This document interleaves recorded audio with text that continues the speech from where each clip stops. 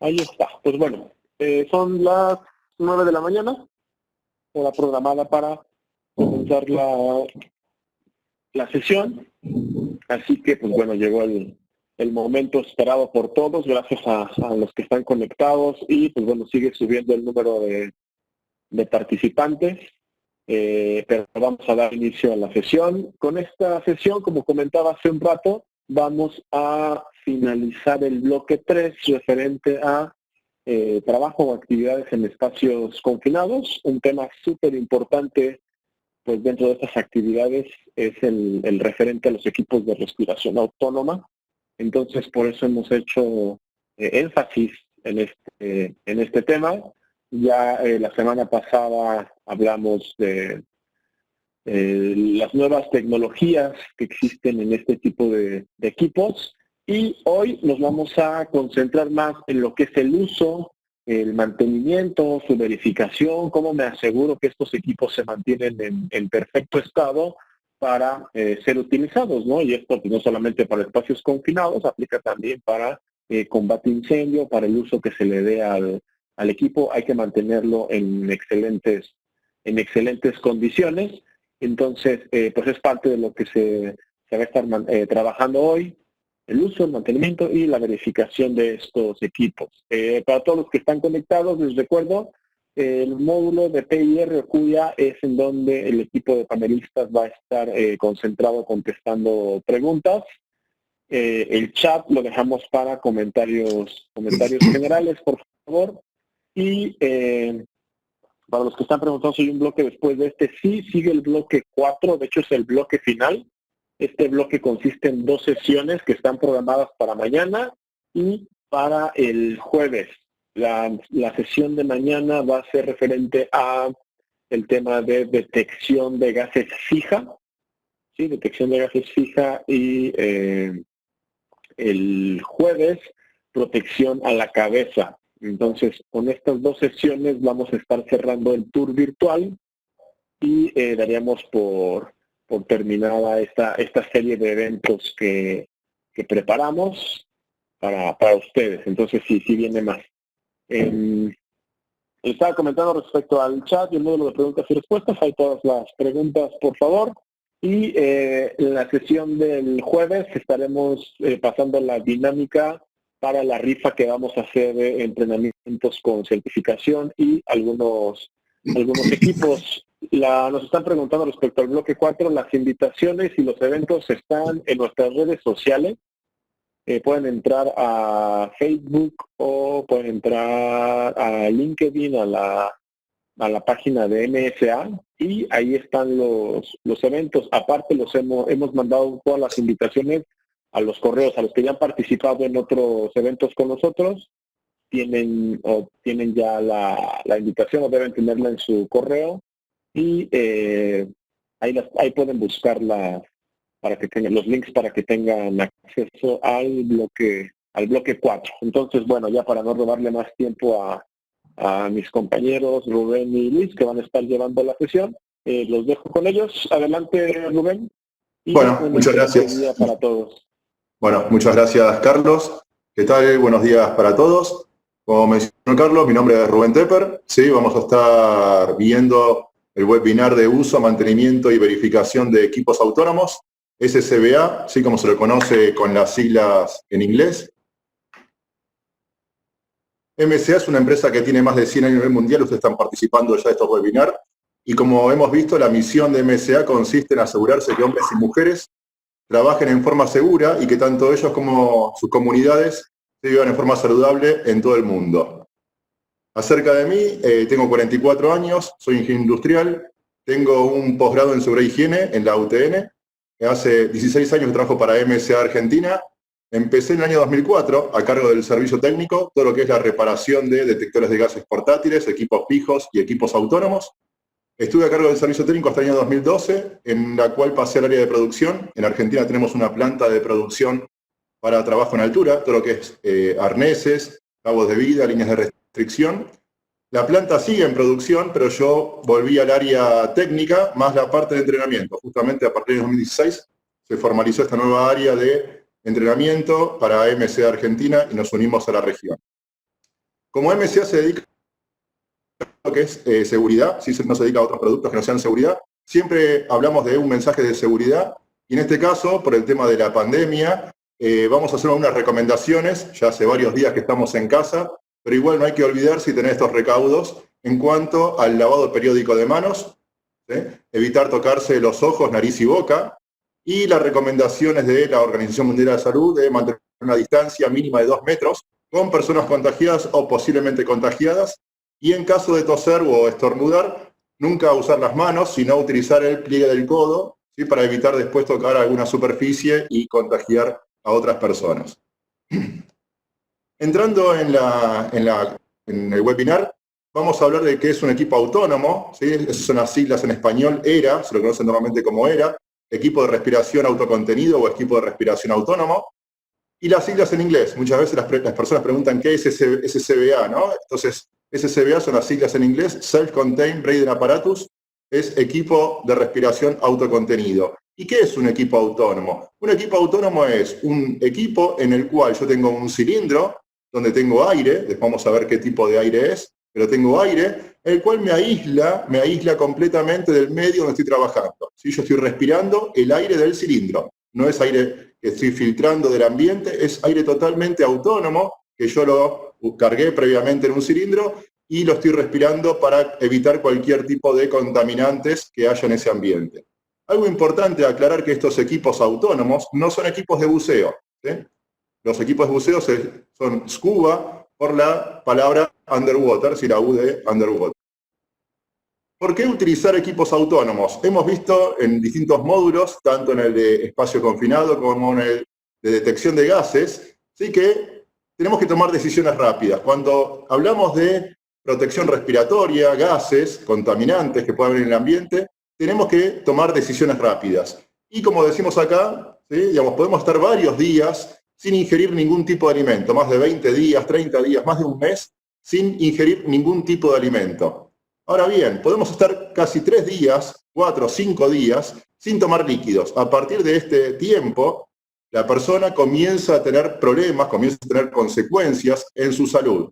Ahora bien, ¿qué pasa si no podemos respirar? Si no podemos respirar porque hay contaminantes en el ambiente, porque hay deficiencia de oxígeno, ya hemos explicado en otros bloques, deficiencia de oxígeno, gases tóxicos, monóxido de carbono, sulfuro de hidrógeno, solamente podemos estar 3 minutos, 4, hasta 5 minutos. Obviamente, personas que pueden estar más preparadas aguantan más tiempo, pero si no, en la media de la población, 3 minutos sin aire. Por eso es muy importante tomar todos los recaudos al momento de trabajar con gases tóxicos, deficiencia de oxígeno, como vemos aquí, humo, calor, y como mencionamos, gases tóxicos, monóxido de carbono, sulfuro de hidrógeno, hay muchos gases tóxicos. Como hablaba Carlos, no solamente equipos autónomos vamos a mencionar para espacios confinados, sino también para incendios, ¿sí? Todo lo que vimos en esta semana en el bloque de espacios confinados, ingreso a seguro, ahí tenemos distintos ingresos, ¿sí? Ya sea con una extirpa o con una línea. Acá un poquito de historia, cómo fue evolucionando los equipos autónomos. Tenemos década del 20, donde era una especie de mochila, donde era filtrante el aire. Luego teníamos unos canister en el cual la persona regeneraba el oxígeno. Esto todavía en algunos equipos se usa, peróxido de potasio. Y a partir de la década del 70 comenzaron los primeros cilindros. La tecnología permitió estos nuevos cilindros. En ese momento eran de acero, muy pesados. Luego pasamos a cilindros de aluminio, fibra de vidrio. Hoy en día tenemos cilindros de fibra de carbono, como tenemos en la imagen abajo a la derecha el equipo G1. También con distintas autonomías. Imagínense lo que era la autonomía de los primeros equipos. Entonces, ¿qué es un equipo de respiración autónoma? Y en MSA, lo vimos el día jueves con Hiroshi, nos presentó las nuevas tecnologías que tiene MSA en cuanto a equipo de respiración autónoma. Acá solamente para mencionarlos, tenemos el AirHawk 2, que cumple con la normativa NIOSH, el G1 industrial, sí, que va a reemplazar en un futuro al AirHawk 2, también con tecnología NIOSH, y el G1, equipo NFPA, que cumple con la doble certificación, NFPA más certificación NIOSH. ¿Sí? NFPA es todo lo que es certificación de bomberos, lucha contra incendio en Estados Unidos. En todo lo que es Latinoamérica, en general utilizamos equipos americanos. No vamos a hablar de equipos europeos que cumplen con la normativa AN, solamente vamos a mencionar equipos americanos. Y hoy en día tenemos estos 3 productos en nuestro mercado. Entonces, tenemos distintas categorías de equipos autónomos, equipos para fuego, equipos industriales. También vamos a mencionar durante la presentación que tenemos diferentes presiones y capacidades de uso. Además, en todo lo que es equipos industriales, no aplica para equipos lucha contra incendio, tenemos también doble propósito. ¿Qué significa doble propósito? Que yo puedo tener un equipo autónomo, pero además adicionarle una línea de aire. Entonces, yo estoy haciendo una tarea en la cual me demanda más de 30 minutos, más de 1 hora, quizás 2 o 3 horas. Un equipo autónomo no tiene esa capacidad. Entonces, ¿qué tendré que utilizar? Una línea de aire. Pero en caso de una evacuación, en caso de tener que salir de ese lugar, puedo salir en forma segura utilizando el aire del cilindro. ¿Cuáles son los componentes básicos de un equipo autónomo? Tenemos el arnés portador, que es la mochila, la cual voy a llevar en la espalda, reguladores, vamos a ver qué hay de primera etapa y de segunda etapa, la máscara, pieza facial, cilindros que se llenan con aire respirable. Esto es muy importante, no es aire medicinal, no es oxígeno, es aire respirable, es el aire del ambiente filtrado mediante un compresor en un cilindro y alarmas de baja presión. También un poquito la evolución en cuanto a arneses. Vemos ahí el primero Wolverine de la década del 60, década del 70, donde era un arnés totalmente antiergonómico, un arnés de chapa, cintas, bastante rígido. Luego tenemos el Black Rhino, donde ya tenía una mezcla entre una goma y una especie de chapa, hasta que llegaron los primeros equipos de plástico reforzado, ¿sí? Plástico reforzado con manijas en los costados para hacer un rescate, lo vimos el otro día con Hiroshi, y la última tecnología que es el G1, ya totalmente ergonómico, con almohadillas, ¿sí? Arnés pivotante, hombreras, también acolchadas, tecnología de luces. Entonces, ¿cómo trabajamos con un equipo autónomo? Tenemos un cilindro que se carga con alta presión, después vamos a ver qué presión es esa, pero está entre los 4.500 y 2.216 PSI, y tenemos un regulador de primera etapa que reduce esa alta presión en baja presión, a 80 PSI. Actualmente en el G1 tenemos un solo módulo que se llama AudiAlarm, donde combina la campanilla, la alarma de baja presión, con el conector URC, ¿sí? Universal Rescue Connector, que es para trasvasar aire en alta presión. Algo muy importante que tenemos que aclarar a partir del año 2013, obviamente el equipo G1 cumple con la NFPA 2018, es que la normativa ha cambiado. Antes eran todas las alarmas al 25%. Hoy en día la alarma está al 33% para equipos de bomberos. Esto le da más seguridad al usuario con el tema de alarma de, digamos, de emergencia, de tiempo de demanda. Acá tenemos 35%, ¿sí? Lo que es, en el caso de NFPA, 35%, aire de reserva. El regulador de segunda etapa, ¿sí? Es el que va conectado en la máscara, y algo muy importante es que los reguladores de estos de MSA son presión a demanda, flujo a demanda. Todo lo que es equipos de respiración autónoma, tenemos que tener presión a demanda, flujo a demanda. ¿Qué significa esto? Presión a demanda, presión positiva. Dentro de la máscara hay más presión que afuera. Esto justamente lo que hace es evitar que los contaminantes, el humo que está en el ambiente, ingresen a la máscara. Justamente no permite que esos contaminantes ingresen. Y flujo a demanda. ¿Qué significa flujo a demanda? La persona inhala, el equipo entrega aire. La persona exhala, el equipo no entrega aire.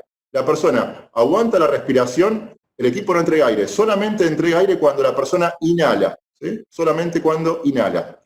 Sistema push to connect significa empuje para conectar. Activación con la primera respiración. Yo tengo que inhalar para que el equipo me entregue aire. Como dijimos recién, si yo no inhalo, el equipo no me entrega aire.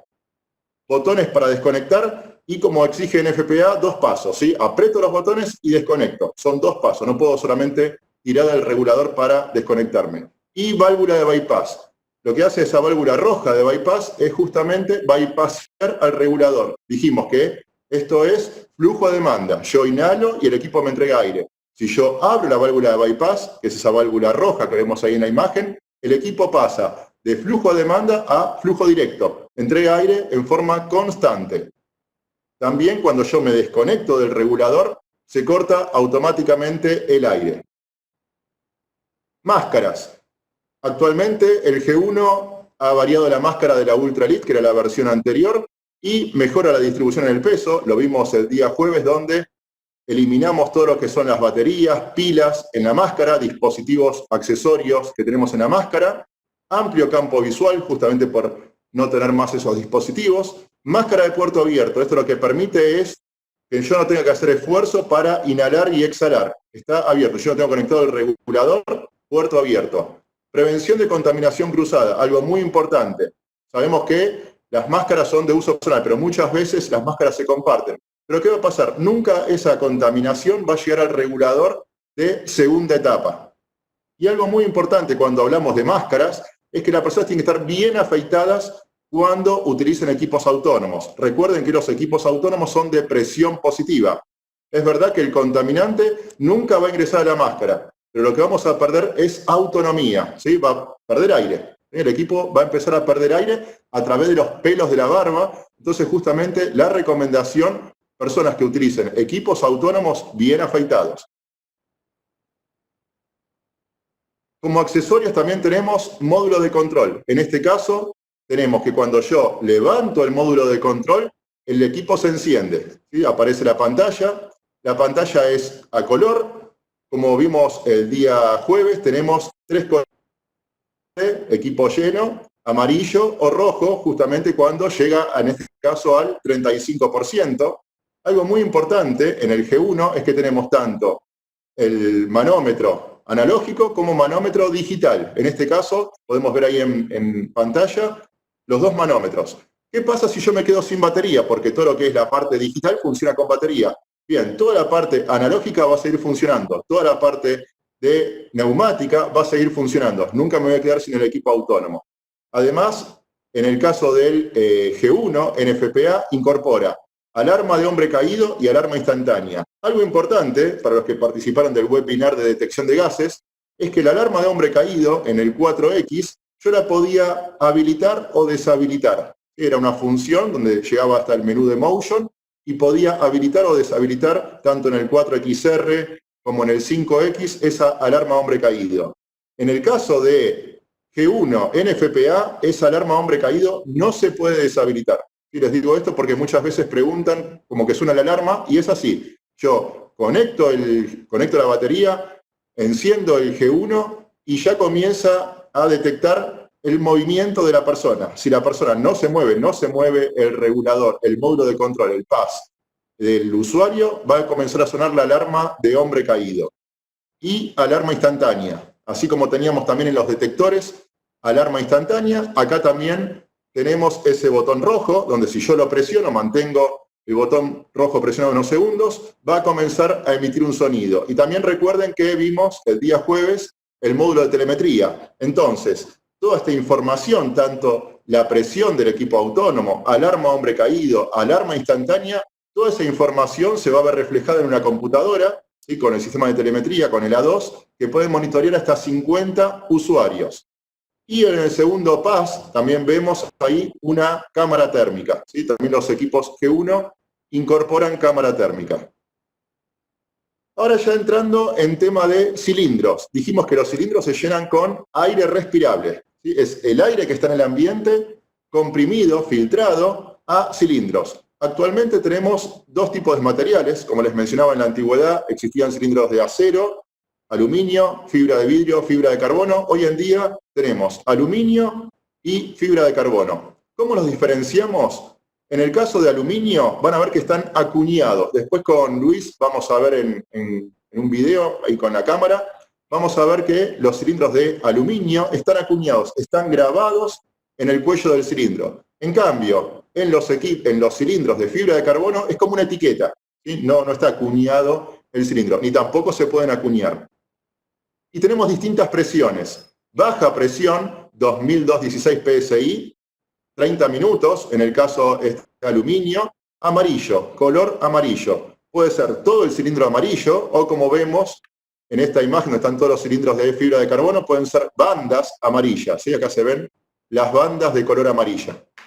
O alta presión 4.500 PSI, y acá ya tenemos más autonomía, 30, 45 y 60 minutos. Como son de color verde, también puede ser todo verde o con franjas verde, como se ve en este sector.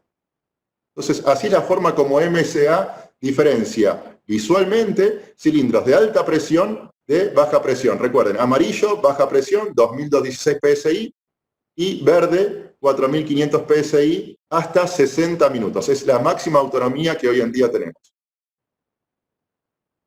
¿Cuál es el mantenimiento que tienen que tener los cilindros de los equipos autónomos? Muy importante, la prueba hidráulica, ¿sí? Prueba hidrostática. ¿Cómo sé cada cuánto se hace esta prueba hidráulica? Ahí tenemos que verificar la norma DOT, ¿sí? Que es la norma de transporte de Estados Unidos, y la guía Luxfer. Existen todos los cilindros de la mayoría de los equipos autónomos de todos los fabricantes. Son realizados por Luxfer, es el principal proveedor de cilindros de equipos autónomos. Y tenemos, como decíamos, distintas tecnologías: acero, aluminio, fibra de carbono, fibra de vidrio. Hoy en día, aluminio, fibra de carbono. La vida útil en cilindros de aluminio es indefinida. Mientras se haga la prueba hidráulica cada 5 años y ese cilindro pase esas pruebas hidráulicas, yo puedo seguir utilizando el cilindro. Ahora, los de fibra de carbono también se tienen que hacer pruebas hidráulicas cada 5 años, ¿sí? Pero la vida útil es limitada. ¿Qué significa esto? Que a los 15 años yo ese cilindro lo tengo que destruir. Hago un agujero, lo corto y lo destruyo. ¿Para qué? Para que nadie lo pueda seguir utilizando. Los cilindros de fibra de carbono anteriores al 2001 se hacían cada 3 años la prueba hidráulica. Pero como la vida útil es de 15 años, no deberían tener en circulación cilindros de más de 15 años, sí, cilindros anteriores al 2001. Por consiguiente, la nueva norma DOT, sí, que incluye los cilindros de fibra de carbono, esos cilindros tienen una vida útil de 15 años y la prueba hidráulica cada 5 años. Además, en la guía Luxfer explica cuáles son los daños en los cilindros. Puede haber ralladura, abrasión, cortes, todo eso está todo tabulado para evitar que utilizar un cilindro que no esté en condiciones. Ahora bien, dijimos que los cilindros se llenan con aire, ¿sí? Aire respirable, aire del ambiente, filtrado con un compresor, y tenemos cilindros de 30 minutos, 2.216, y cilindros de 60 minutos, 4.500. Acá después van a recibir la presentación, así que no se preocupen por las cuentas, pero más que nada mostrarles cómo es el tema de la autonomía de un cilindro en un equipo autónomo. En el caso de un cilindro de 30 minutos, tenemos que el volumen son 45 pies cúbicos. Esto me da, si yo lo multiplico por 28.1, que es la conversión entre un pie cúbico y litros de aire, me da que yo en un cilindro, como los que vimos recién, de aluminio o de baja presión de 30 minutos, tenemos 1.264 litros de aire. ¿Sí? Esto es muy importante. Ahora bien, en un cilindro de alta presión, de 4.500 de 1 hora, 60 minutos, tenemos una capacidad de 83 pies cúbicos. Si lo multiplicamos por 28,1, tenemos una capacidad de 2.332 litros de aire. ¿Por qué es importante esto? Como dijimos antes, al principio, dijimos que el equipo autónomo va a entregar aire solamente cuando la persona inhale, cuando la persona respire. Entonces, obviamente, personas que están haciendo un esfuerzo van a demandar mayor cantidad de aire que una persona que está sentada o que está dormida. Vemos que una persona dormida consume 6 litros de aire por minuto. Una persona ya haciendo un trabajo medio está consumiendo 30 litros de aire por minuto. Y una persona haciendo un gran esfuerzo, 130 litros de aire por minuto. También va a depender de los nervios de la persona, también va a depender de la experiencia, de la contextura. Si es una persona más grande, va a consumir más aire que una persona más pequeña. Y ahí, como ponemos el ejemplo de una escalera, no es lo mismo subir una escalera, donde me va a demandar mayor esfuerzo, que bajar una escalera. Y también si voy a tener que trasladar personas o trasladar equipamiento, voy a estar consumiendo más cantidad de aire. Entonces, vamos a hacer un ejemplo. Imaginen, tengo cilindros de baja presión, 2.016 PSI, 30 minutos. Decíamos que tenemos 1.264 litros de aire. Si yo lo divido por el consumo de la persona, en este caso una persona que está haciendo un trabajo medio, 30 litros de aire por minuto, ya ese cilindro que era de 30 minutos, ahora tengo una autonomía de 42 minutos. ¿Sí? Esto siempre y cuando, como dijimos antes, la persona no tenga barba. Si la persona tiene barba, ese aire va a empezar a fugar a través de los pelos y eso va a bajar rápidamente.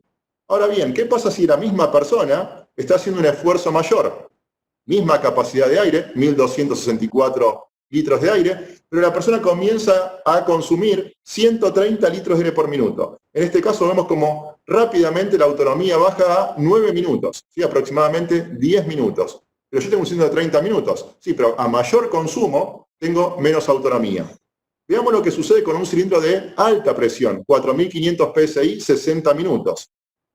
Con 2332 litros de aire dentro del cilindro, consumiendo 30 litros de aire por minuto, que dijimos que es un trabajo medio, tengo una autonomía de casi 80 minutos. Ahora, si esa persona está haciendo un gran esfuerzo, por ejemplo, subiendo una escalera, arrastrando un equipo, va a empezar a consumir más cantidad de aire, 130 litros de aire por minuto. Conclusión, voy a tener aproximadamente 18 minutos de autonomía.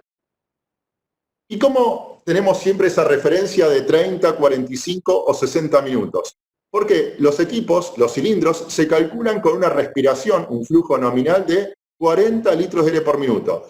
Ahí, como ven el ejemplo, volvemos a tener los 1264 litros, pero si la persona consume en promedio 40 litros de aire por minuto, que es un trabajo medio, ¿sí? Vamos a tener 30 minutos de autonomía. Por eso los cilindros vienen marcados con 30 minutos. Ahora bien, el cilindro de alta presión, tenemos 2332 litros de aire dentro del cilindro, mismo consumo, 40 litros de aire por minuto y da aproximadamente 60 minutos. Así es como se calculan los cilindros. Pero recuerden que esto es flujo a demanda. La persona inhala, el equipo entrega aire. En cuanto a mantenimiento de los equipos autónomos, se recomienda inspecciones periódicas. Estas inspecciones tienen que ser tanto inspecciones semanales, mensuales y después de cada uso. Y algo muy importante es revisar siempre la presión tanto en el cilindro como en los accesorios. Acá tenemos presión en el cilindro color amarillo, vemos que la aguja está en el sector amarillo. Y en el manómetro redundante vemos que ahí la aguja no está en el color amarillo. Entonces, siempre para utilizar un equipo autónomo, antes de utilizarlo, verificar la presión dentro del cilindro. Recuerden, cilindro amarillo, aguja en color amarillo, cilindro verde, aguja en color verde. También estado de la máscara, estado de los reguladores. Y como dijimos, los cilindros se deben llenar con aire respirable. Hay una normativa, ANSI CGA 7.1, donde menciona que tenemos que tener ciertas características en el aire respirable. Esto se llama grado D. ¿Y qué significa grado D? Yo tengo que evaluar mediante tubos colorimétricos o algún otro método de ensayo la cantidad de monóxido de carbono, dióxido de carbono, vapor de agua y aceite. Como vimos, monóxido de carbono es un gas tóxico. Entonces, no puede haber concentración de monóxido de carbono. El límite que establece ANSI son 15 ppm. Dióxido de carbono, máxima concentración, 500 partes por millón. Recuerden que obviamente es aire en el ambiente. El aire tiene concentración de dióxido de carbono, pero no puede haber más de 500 partes por millón. Vapor de agua. El caso del vapor de agua, ¿qué sucede? Si hay mucha concentración de humedad en el ambiente, días de lluvia, días de alta concentración de humedad, no se recomienda que se llenen cilindros. Primero porque el agua envejece el aire y segundo, el agua no se puede comprimir. Entonces, si hay gran concentración de agua en ese lugar, lo que va a hacer es que la aguja va a llegar a la presión, pero no vamos a tener aire, vamos a tener agua dentro del cilindro. Y el aceite normalmente puede venir a través del compresor, también es tóxico. Muchas veces preguntan cada cuánto hay que reemplazar el aire de los cilindros. La recomendación es cada 6 meses. Ahora, siempre la recomendación es que ustedes practiquen con equipos autónomos. Si usted tiene una valija y un equipo autónomo y nunca lo han usado, lo más probable es que no sepan cómo colocarse un equipo autónomo, ni tampoco sepan en qué estado está el equipo, ese equipo. Entonces, si yo hago prácticas con el equipo autónomo, esa renovación del aire será más periódica, será más frecuente. Entonces, ahora, si yo tengo cilindros en stock, la renovación del aire, la recomendación es cada 6 meses. Los use o no los use. Y una vez por año se tiene que hacer un ensayo con el PosiCheck, que es un equipo que me permite verificar tanto el arnés, la máscara y todo lo que son alarmas de alta presión y de baja presión. Y hace un ensayo dinámico y estático del equipo. ¿Qué significa dinámico? Dinámico simula la respiración de la persona, ¿sí? Tanto en alta frecuencia como en baja frecuencia, a 40 litros de aire por minuto o a más de 100 litros de aire por minuto. Y eso es dinámico. Estático presurizo todo el equipo autónomo y el POSICHEC lo que hace es verificar si hay fugas. Si hay fugas en las mangueras, fugas en la máscara, fugas en los conectores. Y todo eso queda reflejado en un reporte. Acá pueden ver el reporte, un ejemplo de cómo sale el resultado del POSICHEC. Y esto es muy importante. Siempre que tengan que hacer mantenimiento de equipos autónomos, soliciten un reporte de POSICHEC. Muchas veces he visto certificados con fotos de un equipo autónomo. Eso no es un reporte. El único reporte válido puede ser un reporte con fotos, pero acompañado del reporte del POSICHEC. Y ahí vemos las curvas de respiración. En este caso se ven las curvas para 40 litros de aire por minuto y a más de 100 litros de aire por minuto, donde siempre tiene que estar en esa franja. Si no estuviera en esa franja, significa que o el equipo se está quedando sin aire, si la persona está exigiendo más aire que lo que da el regulador, o hay demasiada presión. También hay inspecciones visuales y las alarmas, ¿sí? Cada una de las alarmas quedan grabadas justamente en el POSICHEC.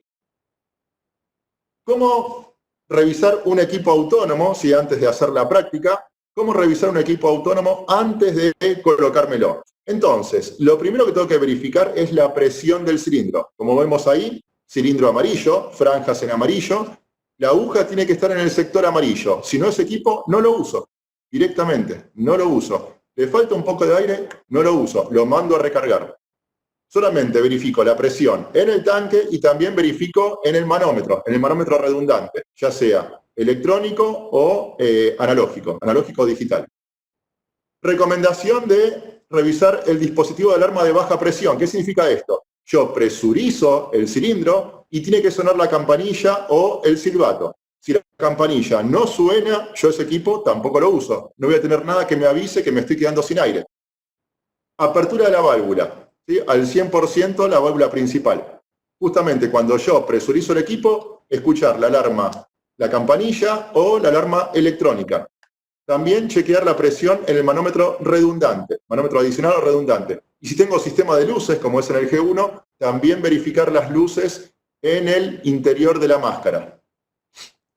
Ahora bien, justamente antes de colocarme el equipo, también siempre las correas extendidas al máximo. La recomendación es que la última persona que utilizó el arnés, deje las correas extendidas, justamente para no estar en ese momento poniéndome a estirar las correas.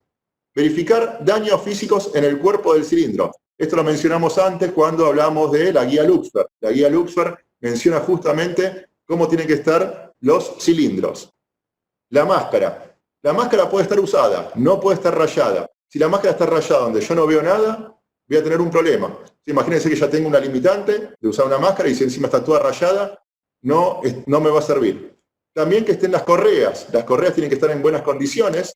En este caso tenemos una máscara, la del G1, donde tiene 5 puntos, 5 anclajes. Los 5 anclajes tienen que estar. Si uno de los anclajes está roto, yo ese equipo no lo uso. Verificar la válvula de inhalación y exhalación. Recuerden que el equipo, cuando yo estoy respirando, el equipo entrega aire, cuando yo exhalo, el equipo corta.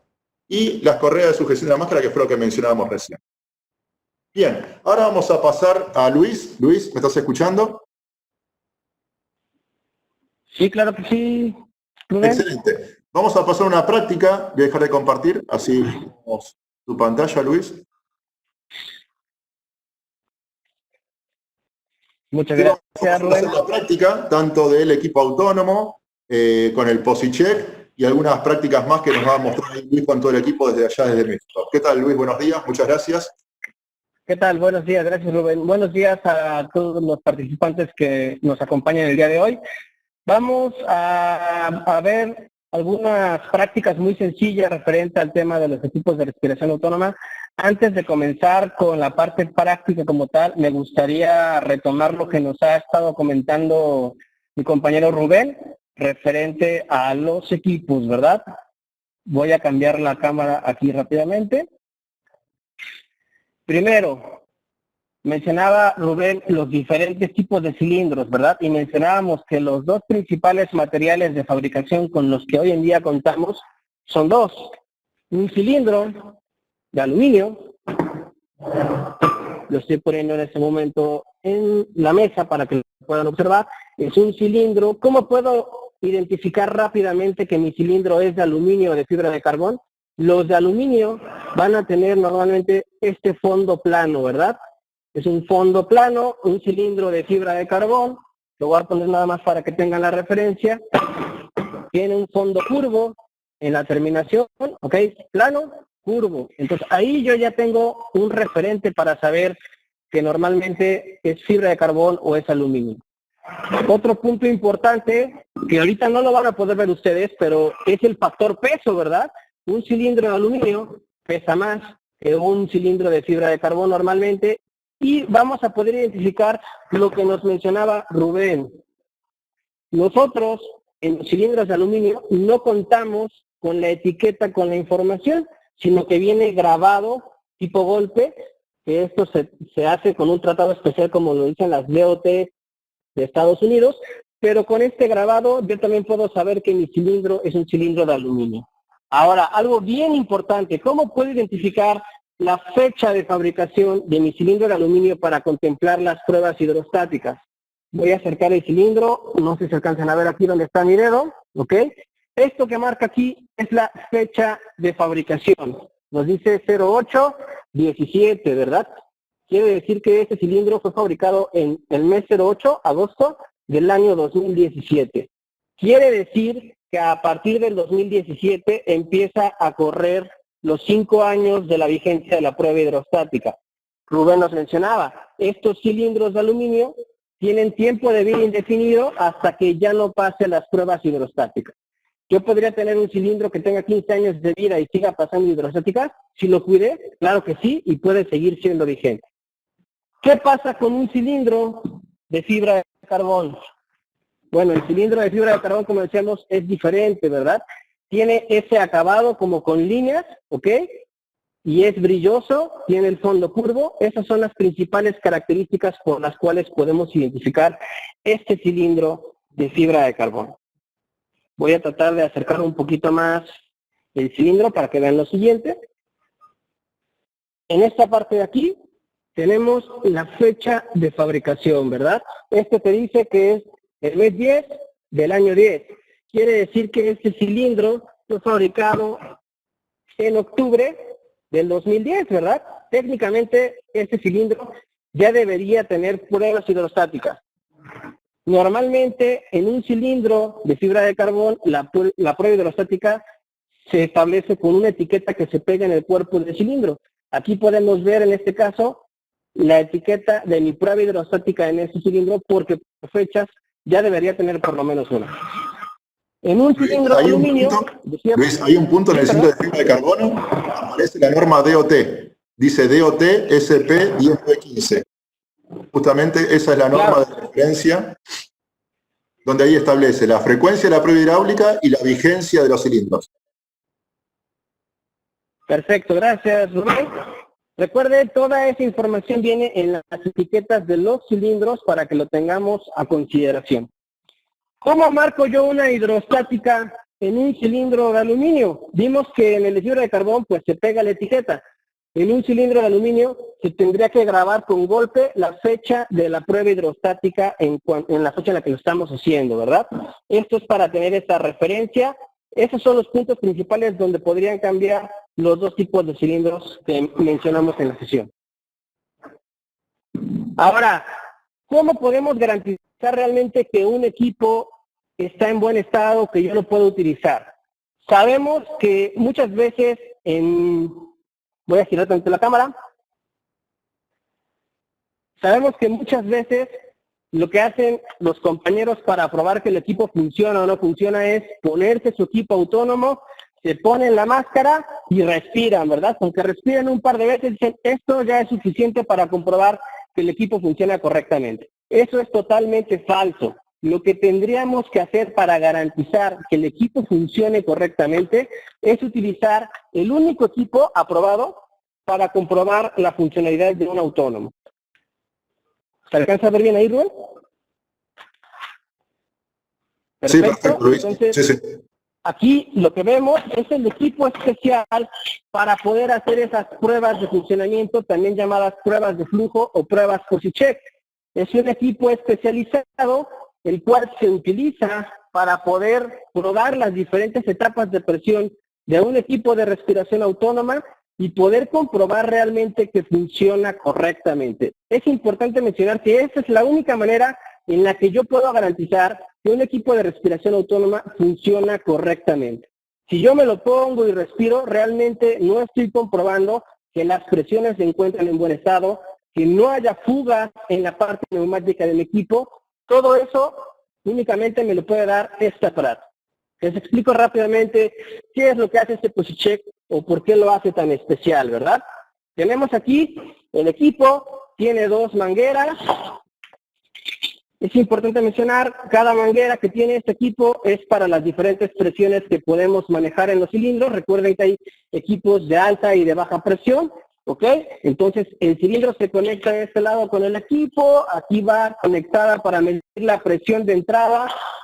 En esta otra manguera podemos medir la presión del regulador de segunda etapa, que por ahí preguntaban cuál es la presión que maneja un regulador de segunda etapa. Normalmente a la entrada recibe aproximadamente entre 80 y 100 psi, esto varía de modelo a modelo, pero aquí es donde medimos precisamente que esa presión se esté dando de forma correcta, y la presión de respiración la vamos a medir directamente en esta parte de aquí. Esta cabeza es la que nos mide la presión dentro de la máscara y que nos mide que las respiraciones se hagan de forma correcta. Normalmente nosotros ponemos esta máscara aquí, ajustamos la máscara, conectamos el equipo y se empiezan a correr las pruebas. Dentro de la carcasa hay un pulmón artificial, el cual simula las respiraciones de una persona. Podemos simular una respiración normal, portando el equipo, respirando sin hacer nada, lo que llamamos respiración pasiva, o una respiración agitada, ¿verdad? Simulando que estamos haciendo una actividad física que obviamente le va a demandar al equipo mayor flujo por parte del usuario cuando lo esté portando. Entonces, esta es la única manera de comprobar que el equipo funciona correctamente. Por ahí también preguntaban, y aprovecho el foro para mencionarlo, ¿quién hace estas pruebas PusyCheck? Normalmente las hacen los centros de servicio autorizados para ello.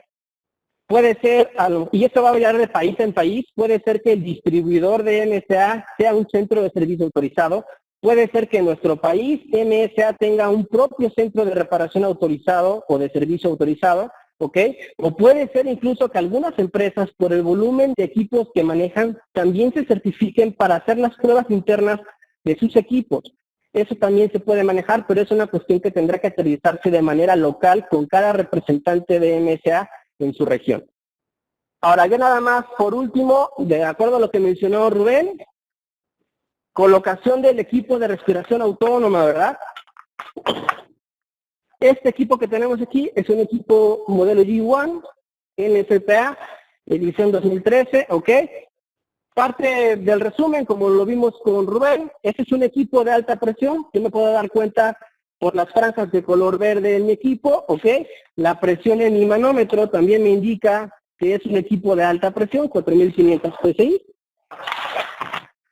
Y parte de lo primero que debemos revisar, voy a mover la cámara un poquito, parte de lo primero que debemos revisar es, uno, que mi cilindro tenga presión, ¿verdad? Porque yo puedo ser un experto poniéndome el equipo, puedo tardar cuestión de segundos en colocármelo, pero si mi equipo no tiene presión en el cilindro, realmente no lo voy a poder utilizar. Entonces, el primer foco es checar que mi cilindro tenga presión para mi trabajo. Después, ¿qué vamos a hacer? Esto es una inspección muy similar a la que le haremos a un arnés de protección contra caídas, ¿se acuerdan? Hay que revisar todos los elementos del equipo, así a grandes rasgos, para comprobar que no tenga ningún daño el equipo. Un autónomo normalmente tiene cintas textiles, tiene partes plásticas, tiene partes metálicas, ¿ok?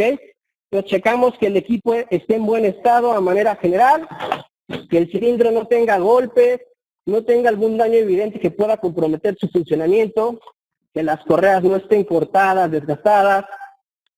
También es importante revisar la máscara de su equipo, hay que checar que el visor no esté muy rayado porque eso puede impedir la visibilidad, hay que checar que las válvulas dentro de la máscara también se encuentren en buen estado, hay que checar el arnés de mi máscara. Normalmente, ¿qué pasa a veces?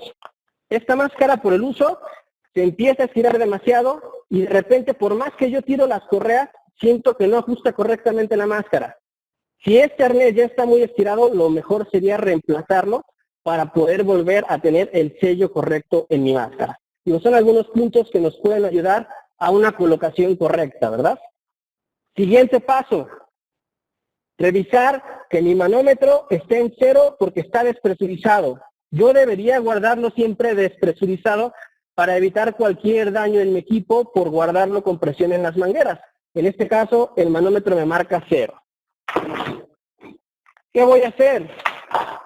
Voy a ubicar mi regulador de segunda etapa, voy a revisar que el bypass esté cerrado, yo giro el sentido de las manecillas del reloj para cerrar, y voy a presionar los botones en caso de que se haya activado mi válvula internamente, ¿verdad? Al presionar los botones, si cierran la válvula, yo con esto garantizo que cuando presurice el equipo, realmente no va a haber ningún problema. Reviso que las correas estén extendidas a su máximo, porque normalmente, y es una mala práctica que hacemos cuando usamos estos equipos, yo me quito el autónomo, ajusto a mi medida previamente, yo me lo quito y dejo las correas así, ajustadas. En una emergencia, yo voy a perder tiempo haciendo esto para podérmelo colocar. Entonces, lo ideal es cuando lo guardemos, vamos a dejar las correas totalmente extendidas. Ya que checamos que todo está bien en cuanto a las correas de mi equipo, que ya me lo puedo colocar, pues entonces, ahora sí, pasaremos a la siguiente fase. Voy a presurizar mi equipo, ¿ok? Checo que el cilindro esté bien conectado entre el regulador y el cuerpo del equipo. Voy a presurizar. Abro la válvula completamente, ¿ok? No sé si se alcanzó a escuchar, pero sonó la campanita. Esa campana siempre debe sonar porque es un indicador de baja presión. Si mi aire se me está acabando dentro del cilindro, esta campanita debería empezar a sonar. En un equipo con aprobación de NIOSH para la industria, va a sonar cuando me quede el 25% de mi cilindro. En un equipo en FPA, va a sonar al 33%. Yo presuricé y mi equipo automáticamente se enciende, porque este equipo tiene la alarma de hombre caído y el módulo paz, ¿verdad? Ahí yo presiono el botón y se enciende la luz, no sé si se alcanza a ver bien, es un color verde, me indica precisamente que tengo prácticamente el 100% de aire en mi cilindro. Y ahora sí la colocación. Habrá gente que sea experta, por ahí decían, la mejor manera de aprender es con los bomberos, sí, los bomberos que ponen el equipo de una forma increíble, pero si yo no tengo experiencia poniéndome un autónomo, ponérmelo al estilo de los bomberos sería muy peligroso para mí, ¿verdad? Porque voy a manipular un equipo arriba de mi cabeza que pesa entre 15 kilos o más, entonces eso podría ser bastante peligroso si no tengo un buen control. Hay otra forma también de ponérselo muy sencilla, estilo mochilita. Me lo pongo de un lado, me pongo el otro lado, lo recargo en mi espalda para que no esté haciendo mucho esfuerzo, ¿ok? Si el equipo tiene pechera, voy a conectar la pechera antes de ajustar. Si no tiene la pechera, pues entonces nada más tiro la cinta hasta que se adapte a mi cuerpo. ¿Cómo sé que está bien puesto? El equipo que debe quedar recargado en la parte lumbar, ¿ok? Directamente con mi cadera. Ese es el soporte lumbar, debe quedar a la altura adecuada. Una vez hecho esto, yo conecto la hebilla de mi cinturón y ajusto de la misma manera. Y tenemos ya el equipo colocado. Ahí podemos ver la alarma paz, ¿ok? Es una alarma que me da la presión en un manómetro digital y me da la presión en un manómetro análogo. Ya nada más falta una parte, ¿verdad? La máscara.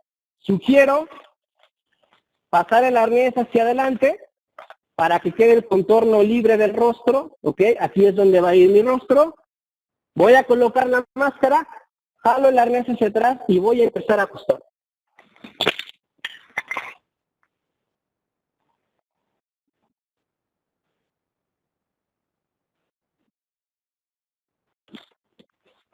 De esta manera, yo le estoy ajustando la máscara. Tengo un puerto abierto que me deja respirar de una forma mucho más cómoda. ¿Y cómo compruebo que hay un buen sello? Tapando el puerto de la máscara. Cuando yo tapo el puerto, debo sentir que la máscara colapsa y no me deja respirar. Siguiente paso, yo tengo ya mi regulador aquí, está presurizado, voy a tomar aire, voy a conectar el regulador y voy a empezar a respirar de él. Listo, ese sonido indica que la válvula se está activando y yo ya estoy respirando directamente del equipo de respiración autónoma. Para quitármelo va a ser exactamente el mismo proceso. Tomo aire, presiono los botones, retiro el regulador, automáticamente se cierra el flujo, libero las cintas.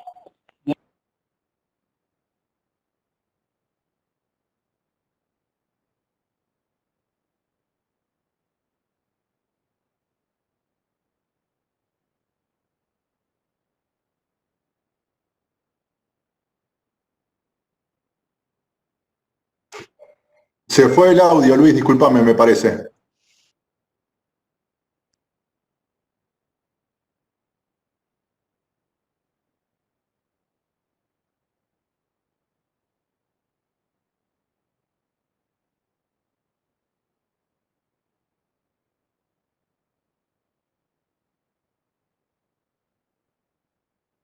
Listo, ¿me escuchan ahí?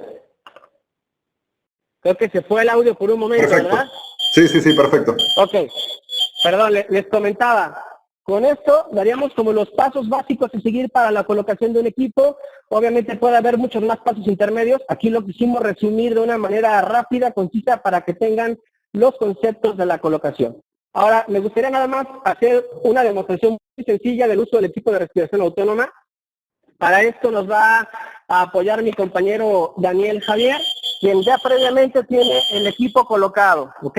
¿Qué vamos a hacer? Vamos a simular el acceso a un espacio confinado portando un equipo de respiración autónoma. Va a ser algo muy sencillo, más que nada para demostrar el principio de un trabajo en espacios confinados con el equipo de respiración autónoma. Aquí ya tenemos listo a mi compañero Daniel Javier. Voy a activar la cámara nuevamente. Ya estamos al interior del espacio confinado. Mi compañero Daniel ya porta directamente su equipo de respiración autónoma.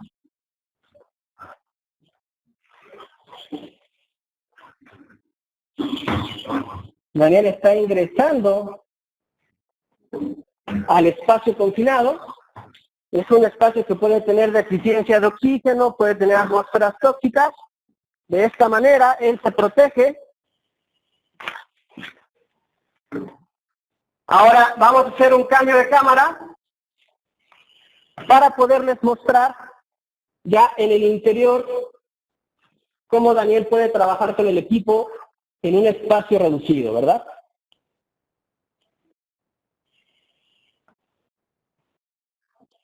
Listo, ahí está entrando él al interior del espacio confinado.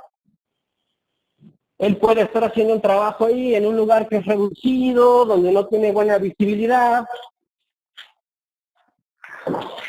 En este caso, vamos a girar tantito la cámara para que lo puedan ver mejor.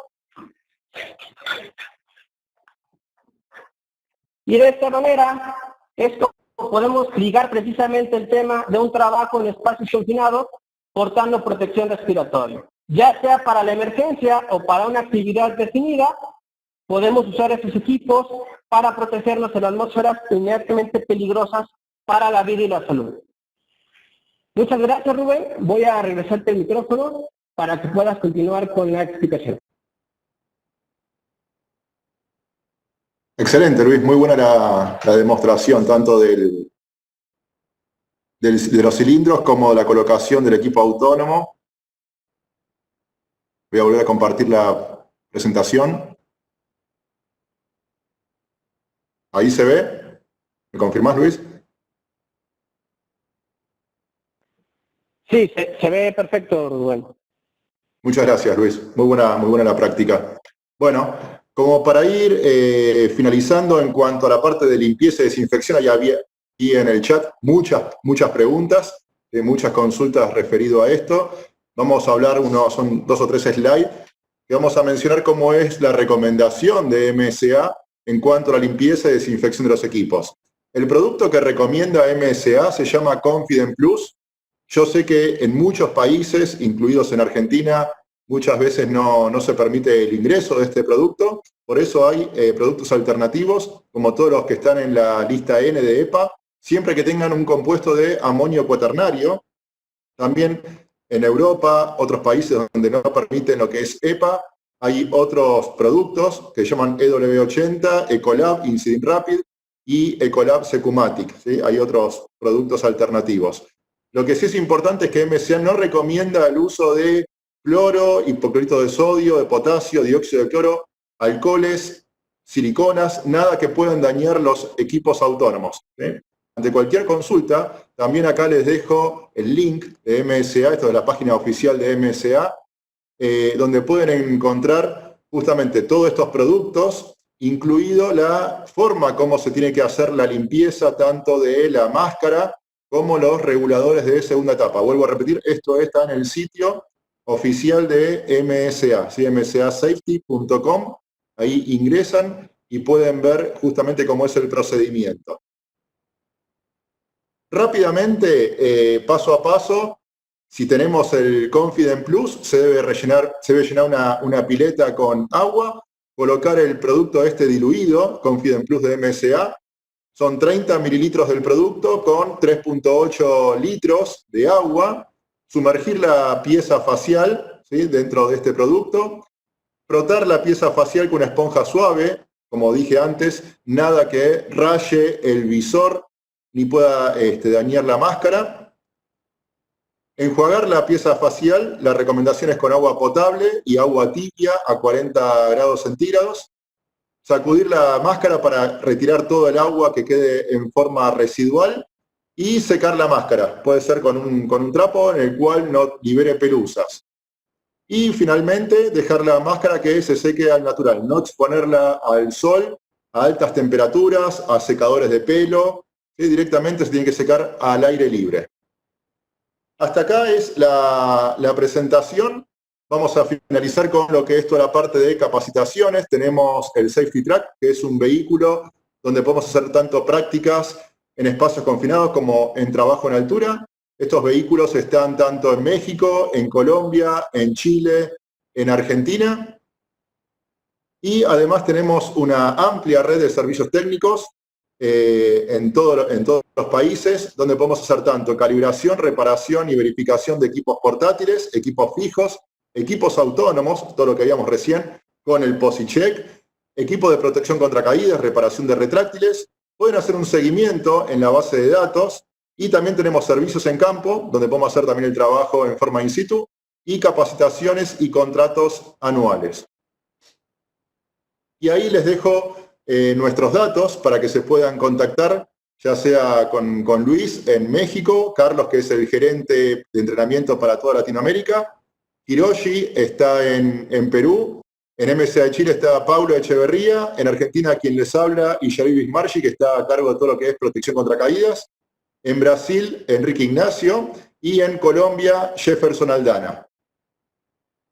Ahí, Luis, si querés te doy paso, o no sé si está Carlos, para una sesión de preguntas.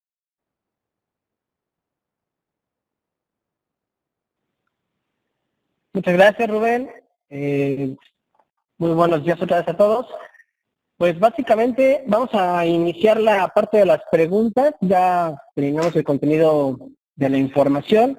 No sé si mis compañeros panelistas tengan alguna pregunta que hayan identificado frecuente durante la sesión, que nos puedan apoyar. Yo vi varias preguntas. Si no, yo tengo aquí algunas. Cuando dejé de dar la presentación, vi muchas preguntas referidas, bueno, al tema de la DOT. Eso hay que revisar, como mostraba ahí Luis. En cada cilindro aparece la norma de transporte de Estados Unidos, y ahí habla justamente de cada cuánto se tiene que hacer la prueba hidráulica, ¿sí?, que es cada 5 años, y la presión de la prueba hidráulica. Muchas veces son normas locales o normas europeas que dice 1,5 veces de trabajo, la presión de trabajo, y según la DOT son 5 tercios. Si la presión es 5 tercios, que da como 1,66 aproximadamente de la presión de trabajo. Es un poco más, pero es lo que se recomienda. Si no pasa la prueba hidráulica, ese cilindro debe ser destruido. Si no hay forma de reparar un cilindro que no pase prueba hidráulica. En algunos países yo sé que se recicla lo que es el regulador, el conector de cilindro con el manómetro, se puede reciclar. En general se cambia el cilindro completo.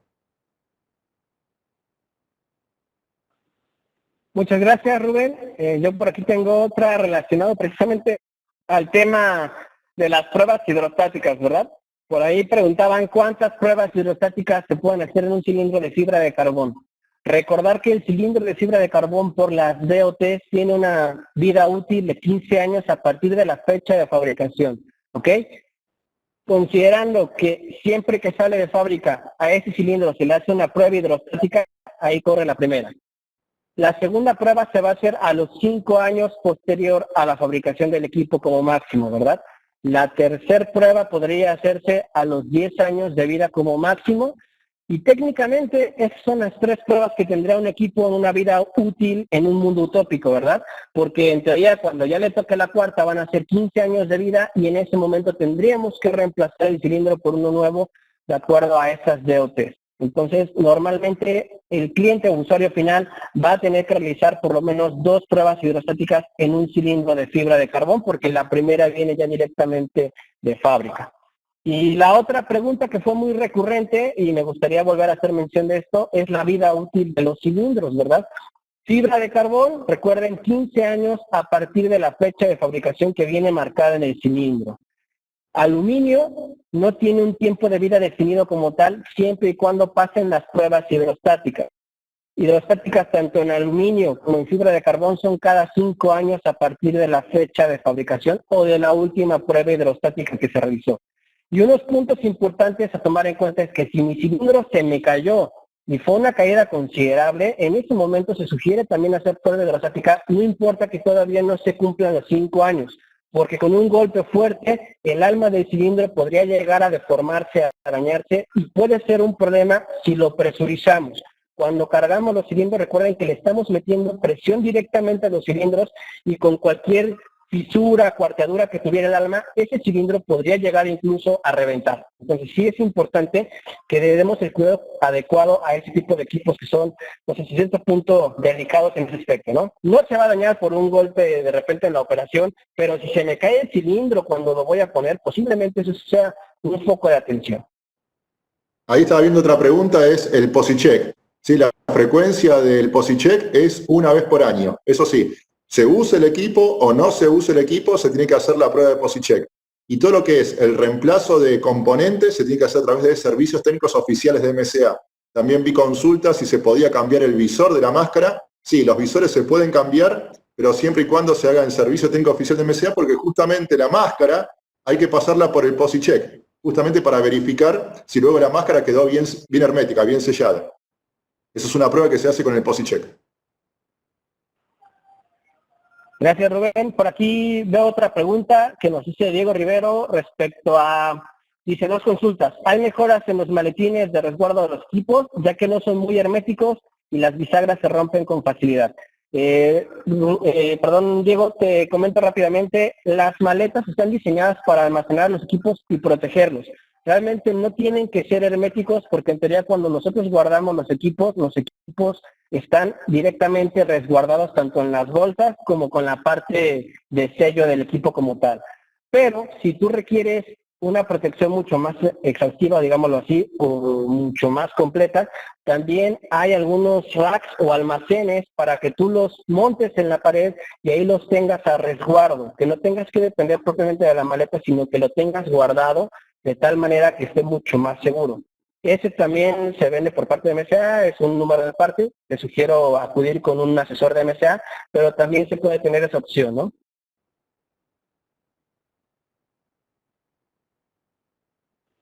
No sé si mis compañeros tengan alguna otra duda que hayan externado los participantes el día de hoy, Hiroshi o Pablo.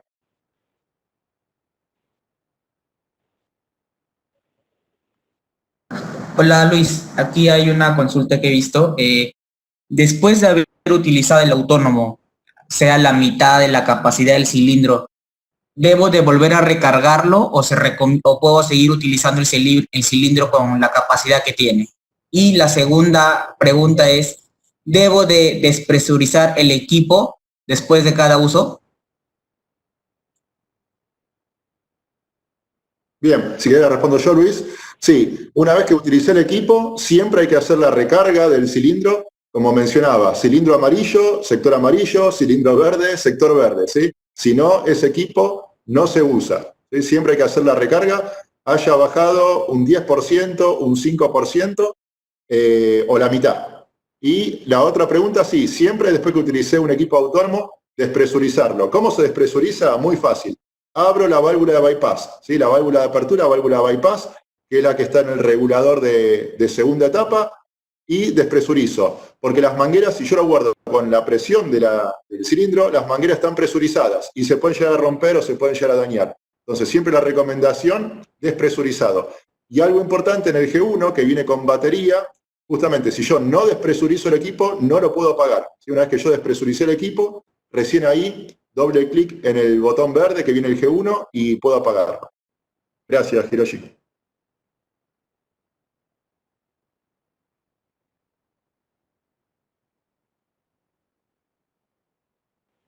Bueno, pues muchas gracias, Rubén. Hay muchas más dudas, pero desafortunadamente ya estamos en tiempo de la sesión. Más que nada, agradecer primero a Rubén por la información que nos acaba de compartir. Muchísimas gracias también, compañeros panelistas que estuvieron aquí apoyando con las respuestas a las preguntas.